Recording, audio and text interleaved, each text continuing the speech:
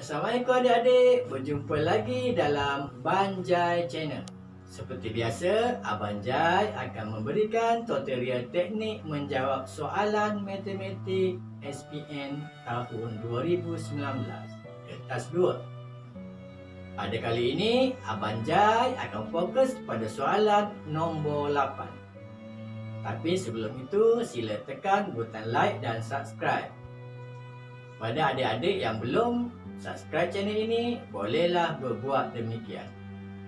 Sekiranya ada sebarang pertanyaan ataupun komen, bolehlah ditulis di ruangan komen di bawah video ini. Baiklah adik-adik, kita terus ke soalan nombor 8. Soalan nombor 8 melibatkan topik kecerunan dan luas di bawah graf. Soalannya terbagi kepada 8A1, 8A2 dan 8B. Soalan 8A1 berbunyi, Raja menunjukkan graf jarak masa bagi perjalanan Rina dengan kereta api dari Rawang ke Serdang. Diberi bahawa laju kereta api itu dari Kuang ke Serdang ialah 1.25 km per minit. Cari nilai T. Kaedah pengiraan bagi soalan 8A1. Langkah pertama, kena pasti lihat laju kereta api yang diberi pada graf. Laju kereta api dari Kuang ke Serdang ialah 1.25 km per minit. Langkah kedua, guna formula keturunan untuk menggunakan nilai laju kereta api yang diberi. Seperti mana yang adik-adik telah belajar dalam topik garis lurus, formula keturunan sama dengan Y2 tolak Y1 dibagi dengan X2 tolak X1. Adik-adik mesti ingat tip yang Abang Jai tunjukkan ini, iaitu bagi graf jarak lawan masa, laju sama dengan kecerunan graf. Ini bermakna laju sama dengan Y2 tolak Y1 dibagi dengan X2 tolak X1. Di sini Abang Jai akan tunjukkan bagaimana untuk menentukan nilai Y1, Y2, X1 dan X2. Nilai 40 berada di atas pada paksi Y. Jadi kita tetapkan sebagai Y2. Manakala nilai 10 berada di bawah. Jadi kita tetapkannya sebagai Y1. Nilai T pula berada di sebelah kanan pada paksi X. Jadi kita tetapkan sebagai nilai X2. Manakala nilai 11 berada di sebelah kiri pada paksi X. Jadi kita tetapkannya sebagai nilai X1. Kemudian gantikan nilai-nilai yang kita dapatkan dari graf tadi ke dalam formula keturunan seperti berikut. 40 tolak 10 dibagi dengan T tolak 11 sama dengan 1.25. Langkah ketiga, kira nilai T dari ungkapan tadi. Pengiraannya, darabkan T tolak 11 dengan 1.25. Kemudian kita tulis 30 sama dengan 1.25 kurungan T tolak 11. Seterusnya, darabkan 1.25 dengan T. Dan darabkan 1.25 dengan negatif 11. Seperti yang Abang Jai tunjukkan ini. Kemudian hasilnya kita tulis 30 sama dengan 1.25T tolak 13,75. Pindahkan 13,75 ke sebelah kiri dan perlu ditambah dengan 30. Kita akan dapat 1,25T sama dengan 43,75. Selesaikan T dengan membahagikan 43,75 dengan 1,25. Jawapannya ialah T sama dengan 35. Okey. Semoga adik-adik dapat memahami dan dapat mengikuti cara yang Abang Jai tunjukkan untuk jawapan bagi soalan 8A1. Seterusnya kita ke soalan 8A2.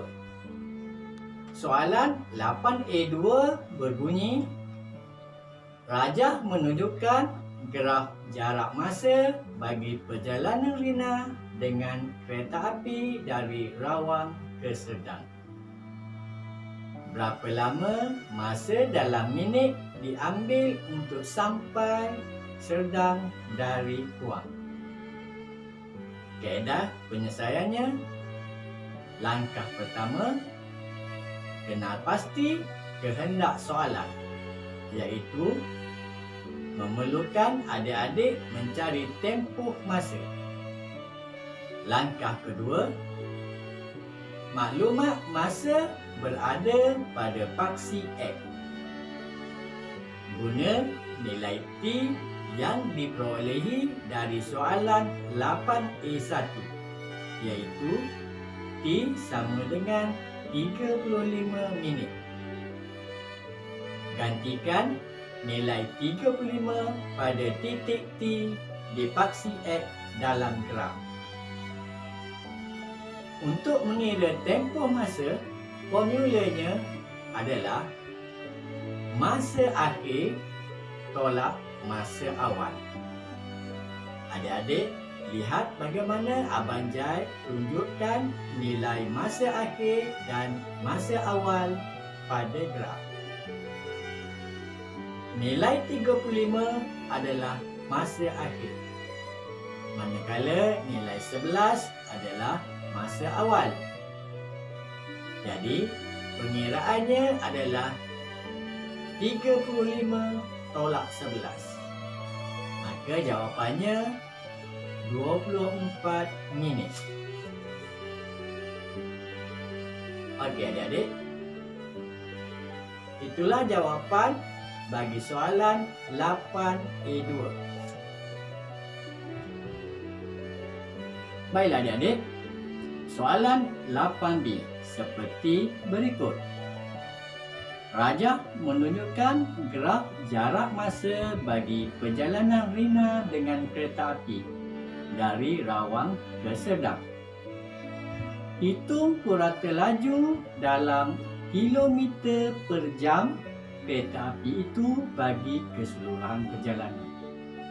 Ingat adik-adik, purata laju keseluruhan ini berarti harus dihitung dari Rawang ke Serdang. Baik.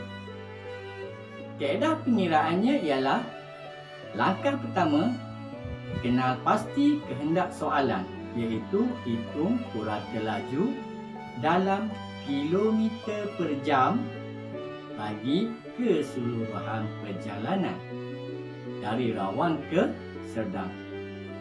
Langkah kedua, guna formula purata laju seperti yang Abang Jai tunjukkan.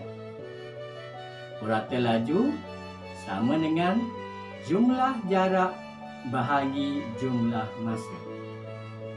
Pengiraannya haruslah diambil jumlah jarak 40 km pada paksi Y dan 35 minit pada paksi X. Pengiraan kita tulis purata laju sama dengan jumlah jarak bahagi jumlah masa. Jarak 40 km masa 35 minit. Oleh kerana jawapan hendaklah ditulis dalam sebutan jam, jadi kita haruslah menukarkan 35 minit ke dalam sebutan jam.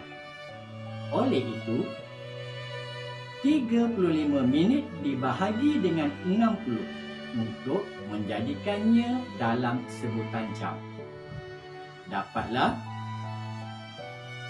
35 dibahagi dengan 60 dapatlah 0.58333. Seterusnya 40 bahagi 0.58333 maka dapat 68.58. Jawapan boleh dah ditulis seperti berikut. Purata laju keseluruhan perjalanan sama dengan 68.58 km per jam. Diharap adik-adik boleh memahami apa yang Abang Jai sampaikan dan teruslah membuat latih tubik. Semoga adik-adik dapat menguasai topik ini. Semoga berjumpa lagi di lain tutorial. Bye!